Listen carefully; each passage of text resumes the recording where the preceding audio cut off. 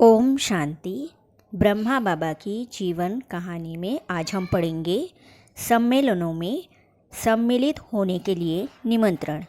इस विषय पर दादी रुक्मिणी जी ने अपना अनुभव लिखा है।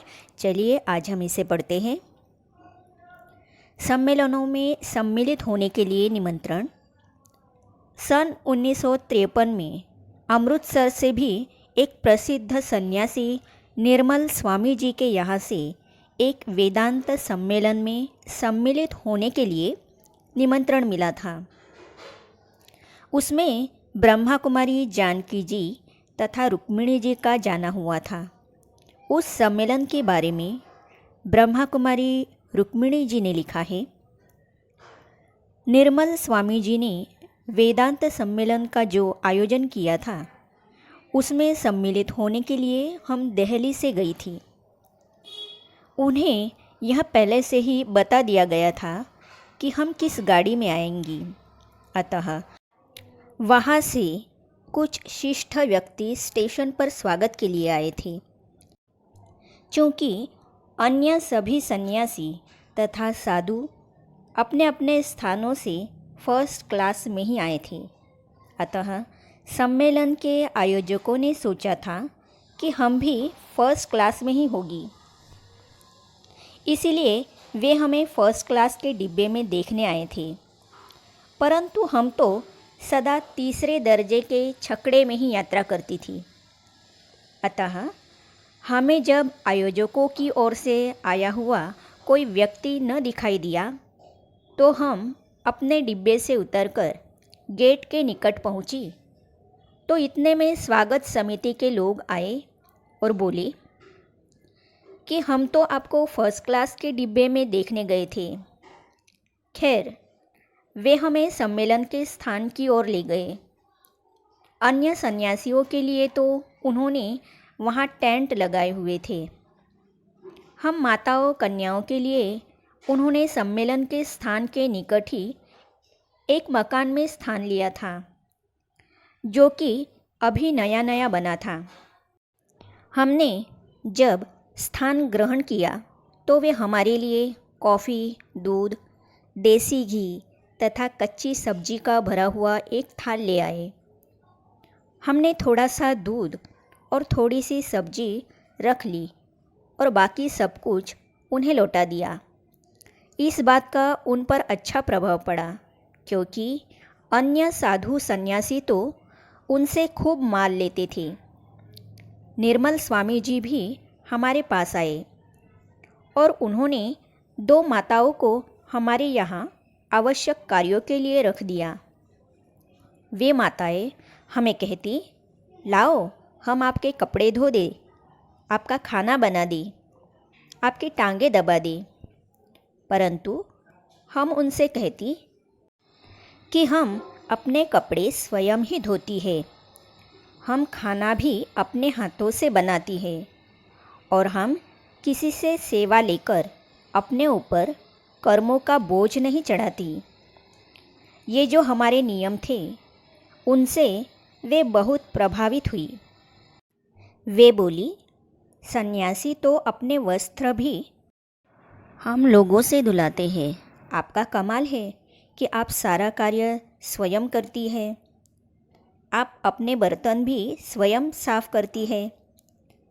सम्मेलन में मंच बहुत बड़ा बना हुआ था और उस पर काफ़ी साधु सन्यासी बैठे होते थे। उस पर एक और हम दोनों दैवी बहनें बैठी होती थी। जनता का हम दोनों की ओर रोज़ाना ध्यान जाता था कि प्रवक्ताओं में मंच पर ये दोनों देवियाँ कौन हैं और इनका भाषण कब होगा। आखिर एक दिन ब्रह्मा कुमारी जानकी जी का भाषण हुआ। उनके भाषण से पहले अन्य साधु सन्यासियों के जो भाषण हुए थे उन सभी में शंकराचार्य जी का अद्वैत सिद्धांत प्रतिपादित किया गया था। एक ब्रह्म ही सत्य है, जगत मिथ्या है, इस बात को लेकर ही विभिन्न प्रवक्ता बोले थे। परंतु जानकी बहन जी ने आत्मा और परमात्मा का अंतर बताया था। उन्होंने स्पष्ट शब्दों में कहा कि परमात्मा जन्म मरण और सुख दुख के चक्र से न्यारा है। वही पतित पावन और सुख शांति का दाता है। उससे योग लगाने से ही सद्गति हो सकती है। वही धर्मग्लानि के समय अवतरित होकर गीता ज्ञान देता है। आत्मा को परमात्मा मानना ही भ्रम अथवा मिथ्या ज्ञान है। बहुत से भक्तों ने इस भाषण को बहुत पसंद किया, परंतु सम्मेलन के आयोजकों ने सोचा कि हमारे अद्वैतवाद के मंच से आत्मा और परमात्मा को पुत्र और पिता के रूप में अलग बताया जा रहा है। यह ठीक नहीं है। अतः उन्होंने मुझे भाषण का अवसर नहीं दिया। हालांकि उन्होंने घोषणा की हुई थी कि इन दोनों का भाषण होगा। प्रतिदिन वे मंच से घोषणा करते थे कि दूसरी बहन का अर्थात मेरा भी भाषण होगा, परंतु हर रात्रि को प्रोग्राम का अंत होने के बाद वे कहते कि समय के अभाव के कारण बहन जी का भाषण आज नहीं रखा जा सका। इस प्रकार उन्होंने सप्ताह का कार्यक्रम पूरा कर दिया। लोगों को उनका यह व्यवहार अन्यायपूर्ण लगा। कई लोगों ने आयोजकों को उल्हाना भी दिया। सम्मेलन के स्थान के निकट जहाँ हम रहती थी, वहाँ सारा दिन हम लोगों को ज्ञान सुनाने में व्यस्त रहती। अब जब सम्मेलन समाप्त हुआ तो लोग हमसे पूछने लगे कि अब आप कहाँ जाएंगी। हमने कहा कि हमें जो निमंत्रण मिला था वह समाप्त हुआ है, अतः अब हम वापस दिल्ली जाएंगी। परंतु वे हमें रहने के लिए आग्रह करते थे। उनका बहुत आग्रह देखकर हमने उनसे कहा कि हम निर्मल स्वामी जी के निमंत्रण पर आई थी। यदि वे कहेंगे कि आप लोग कुछ दिन ठहरे तब हम ठहरेंगी, वरना नहीं। तब उनमें से कई माताएं, भाई आदि निर्मल स्वामी जी के पास गए और उन्होंने उनसे कहा कि इन बहनों को अभी कुछ दिन हमारे निमंत्रण पर ठहरने के लिए कहा जाए। वे माताएं तथा पुरुष अमृतसर के गिने चुने परिवारों में से थे, अतः निर्मल स्वामी जी उनकी बात को टाल न सके। वे उनके साथ ही हमारे यहाँ आए और बोले कि इन लोगों की इच्छा है कि अभी कुछ समय आप इस नगर में इनके निमंत्रण पर ठहरे और ज्ञान वर्षा करें। सो यदि हो सके तो आप इनकी बात स्वीकार कर ले। अतः हम वहाँ ठहर गई।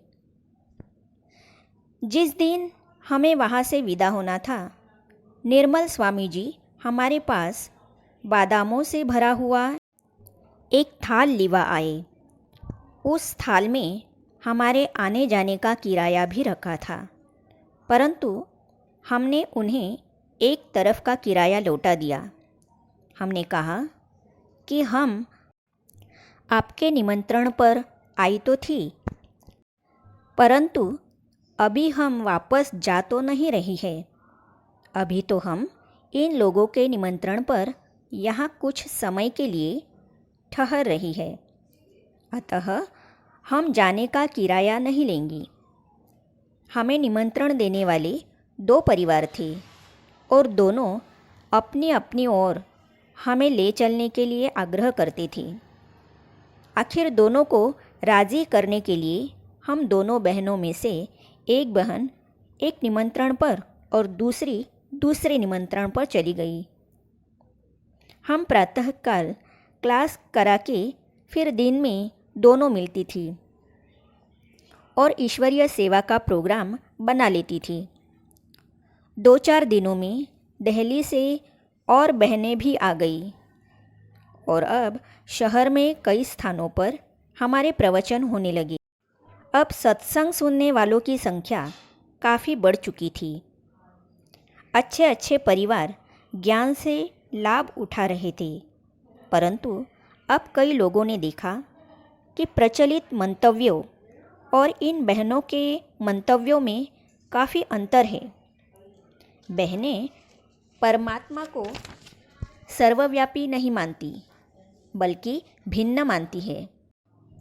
इस प्रकार के ईश्वरीय ज्ञान बिंदु कई लोगों को तो बहुत युक्तियुक्त मालूम हुए और अन्य कोई अंधश्रद्धालु लोगों को कथावाचकों ने तथा शास्त्रवादियों ने भड़का दिया। अतः कुछ लोगों ने आना बंद कर दिया और जो निष्पक्ष थे, अपने विवेक का प्रयोग करके सुनने वाले थे तथा दूसरों के बहकावे में आने वाले नहीं थे, वे नित्य प्रति आते रहे। उनके जीवन की धारणा ऊंची उठी। कुछ लोगों ने उन्हें भी हमारे यहाँ आने से रोकने के लिए बाद में धरना भी लगाया, परंतु किसी के रोकने से भला ऐसा कोई व्यक्ति रुक सकता है जिसके जीवन में अलौकिक परिवर्तन हुआ हो और जिसका निश्चय अपने ही अनुभव तथा विवेक पर टिका हो? क्या वह लोक लाज की परवाह करता है? नहीं। अतः अब वहाँ भी स्थायी ईश्वरीय सेवा केंद्र बन गया। अतः अब जन जन को प्रभु का संदेश दिया जाने लगा। अब आगे की कड़ी में हम भाग्य विधाता यह पुस्तक पढ़ेंगे, तो हमारे साथ जुड़े रहने के लिए इस चैनल को सब्सक्राइब करने के साथ ही साइड में जो बेल आइकॉन है उसे भी क्लिक कीजिए, ताकि अब तक की सारी वीडियो और आने वाली सभी वीडियो आप तक पहुंचती रहेगी। ओम शांति।